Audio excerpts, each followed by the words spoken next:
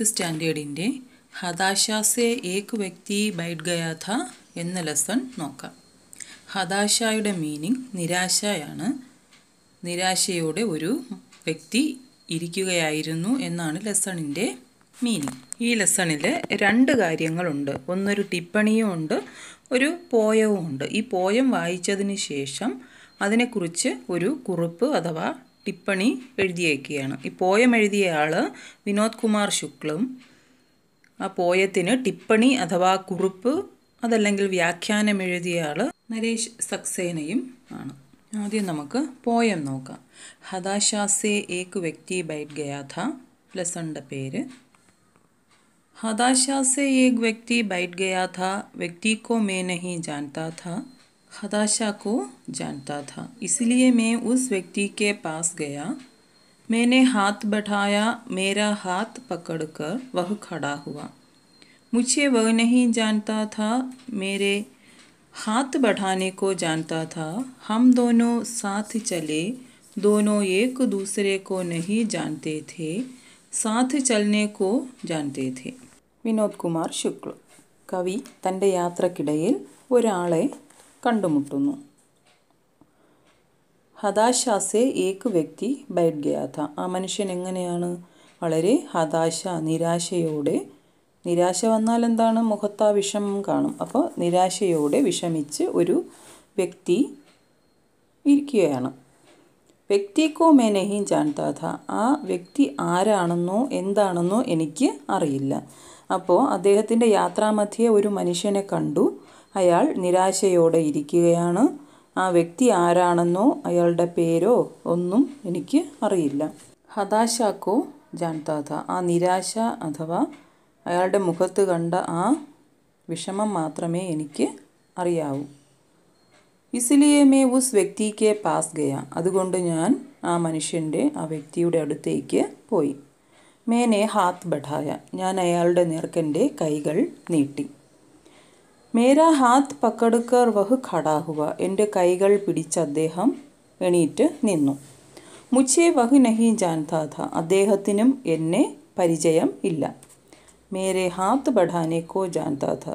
എൻ്റെ ആ കൈ നീട്ടൽ, അതായത് ഒരു വിഷമസ്ഥിതിയിൽ ഞാൻ കൊടുത്ത എൻ്റെ കൈകൾ മാത്രമേ അദ്ദേഹത്തിന് പരിചയമുള്ളൂ. അല്ലെങ്കിൽ ഞാൻ അദ്ദേഹത്തിന് നൽകിയ ആ സഹായം മാത്രമേ അദ്ദേഹത്തിന് പരിചയമുള്ളൂ. ഹം ദോനോ സാത്ത് ചലെ. ഞങ്ങൾ രണ്ടുപേരും ഒരുമിച്ച് നടന്നു. ദോനോ ഏക് ദൂസരേക്കോ നഹി ജാൻതേ ഥേ. രണ്ടുപേർക്കും പരസ്പരം അറിയില്ല. സാത്ത് ചലനേക്കോ ജാൻതേ ഥേ. ഞങ്ങൾ ഒരുമിച്ചാണ് നടക്കുകയാണ് എന്ന കാര്യം മാത്രം അറിയാം. ഞങ്ങൾക്ക് പരസ്പരം വേറൊന്നും അറിയില്ല. ഇത്രയുമാണ് പോയത്തിൽ പറഞ്ഞിട്ടുള്ളത്. ഈ പോയം വായിച്ചതിന് ശേഷം നരേഷ് സക്സേന എന്ന് പറയുന്ന വ്യക്തിക്ക് എന്താണ് ഫീൽ ചെയ്തത് എന്ന് കുറച്ചുകൂടെ വിശദമായിട്ട് കൊടുത്തിട്ടുള്ളതാണ് ഈ ടിപ്പണി. അപ്പോൾ ടിപ്പണിയിൽ കവി എന്തൊക്കെയാണ് ഉദ്ദേശിച്ചിരിക്കാം എന്നുള്ളത് കുറച്ചുകൂടെ ഡീറ്റെയിൽ ആയിട്ട് കൊടുത്തിട്ടുണ്ട്. അപ്പോൾ നമുക്കിനി ടിപ്പണിയിലോട്ട് കിടക്കാം. विनोद कुमार शुक्ल अपने मौलिकता के साथ ही भाषा के अनगढ़ता के लिए विख्यात है, किंतु इस कविता में मौलिक होने के साथ ही वे काव्य शिल्प के सिद्ध कवि की तरह भी दिखाई देते हैं. ആദ്യം കവിയെക്കുറിച്ചാണ് പറഞ്ഞിട്ടുള്ളത്. കവിയുടെ പ്രത്യേകതകൾ. കവിതയിലൂടെ നരേഷ് സക്സേനയ്ക്ക് കവിയെക്കുറിച്ച് എന്താണ് മനസ്സിലായത് എന്നതാണ് ഫസ്റ്റ് പാരഗ്രാഫിൽ കൊടുത്തിട്ടുള്ളത്. വിനോദ് കുമാർ ശുക്ല അപ്പനെ മൗലികത കെ സാത്ത് ഹി ഭാഷ കെ അൻഗഢത കെ ലിയെ വിഖ്യാത് ഹെ.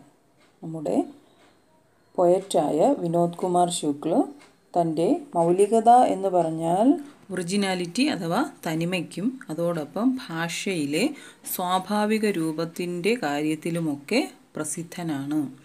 അതായത് വിനോദ് കുമാർ ശുക്ലയുടെ ഏത് രചനകൾ എടുത്താലും അദ്ദേഹം ഭാഷയുടെ ആ ഒരു സ്വാഭാവിക രൂപം നഷ്ടപ്പെടാതെയാണ് രചനകൾ നടത്തുന്നത്. किंतु इस कविता में मौलिक होने के साथ ही वे काव्यशिल्प के सिद्ध कवि की तरह भी दिखाई देते हैं.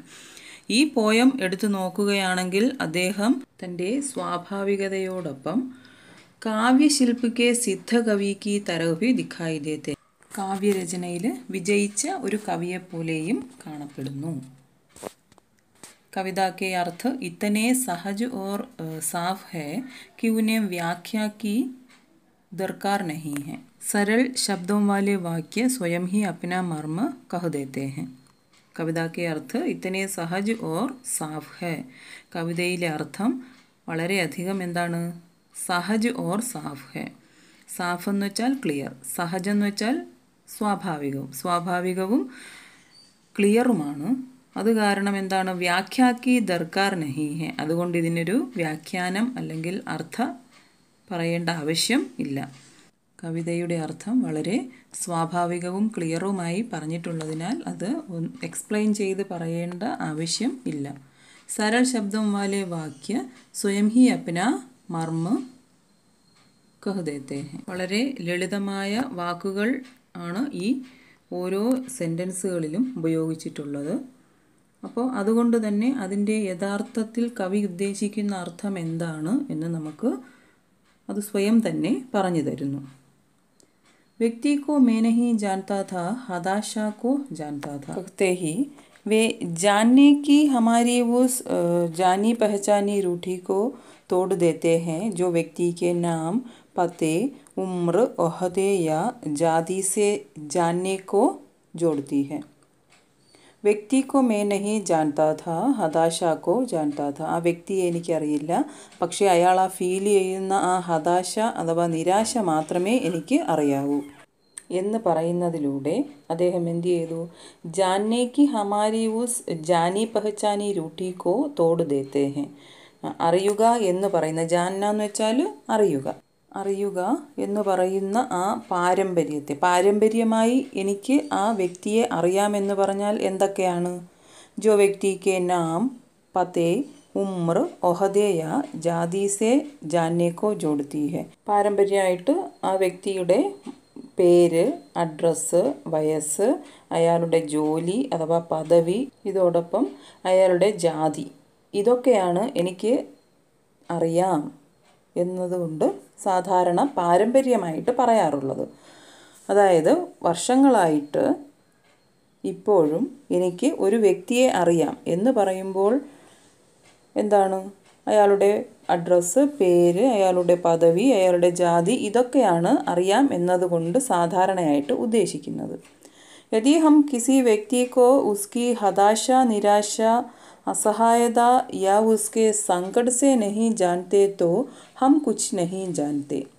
ഒരു വ്യക്തിയുടെ നിരാശയും അയാളുടെ നിസ്സഹായ അവസ്ഥയും, അതായത് ഹെൽപ്ലെസ് ആയിട്ടുള്ള അവസ്ഥയും അയാളുടെ വിഷമങ്ങളും ഒന്നും നിങ്ങൾക്ക് അറിയില്ലെങ്കിൽ ശരിക്കും നിങ്ങൾക്ക് ആ വ്യക്തിയെ അറിയില്ല എന്നാണ് ഉദ്ദേശിക്കുന്നത്.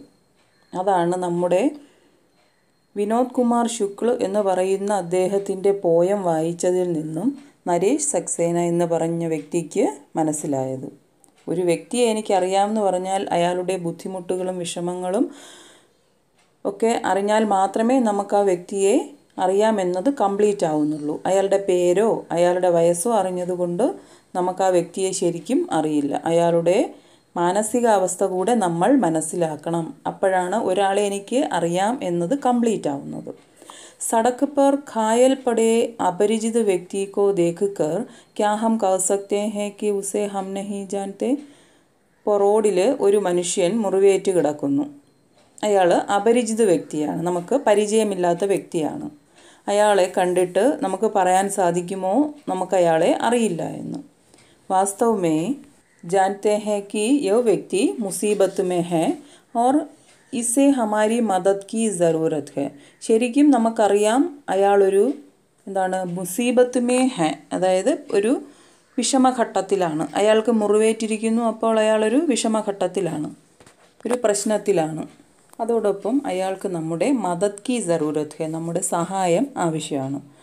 യോ കവിത മനുഷ്യക്കോ മനുഷ്യ കി തരഹ് ജാൻനെ കി യാദ് ദിലാത്തി ഹെ. ഈ കവിത ഒരു മനുഷ്യനെ മനുഷ്യനായിട്ട് മനസ്സിലാക്കുവാനുള്ള ഓർമ്മപ്പെടുത്തൽ ആണ്.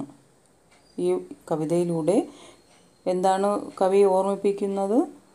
മനുഷ്യനെ മനുഷ്യനായി തന്നെ നമ്മൾ മനസ്സിലാക്കണം എന്നാണ് ഈ കവിതയിൽ പറഞ്ഞിട്ടുള്ളതെന്നാണ് ടിപ്പണി എഴുതിയ നരേഷ് സക്സേന പറഞ്ഞിട്ടുള്ളത്.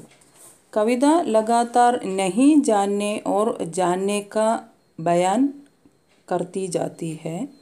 शिल्पी की इस बारीक कारीगरी को देखें.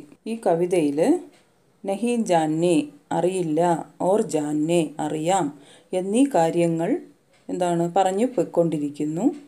ശില്പ് കി ഇസ് ബാരീഖ് കാരിഗരി കോ ദേഖെ. ഈ ശില്പം, ഈ പോയമാകുന്ന ശില്പം രചിച്ച കവിയുടെ വളരെ നേർത്ത കാരിഗരി കോ ദേഖെ, വളരെ നേർത്ത കാരിഗരി എന്ന് നിർമ്മാണത്തിലുള്ള ആ ഒരു കഴിവ് നോക്കൂ.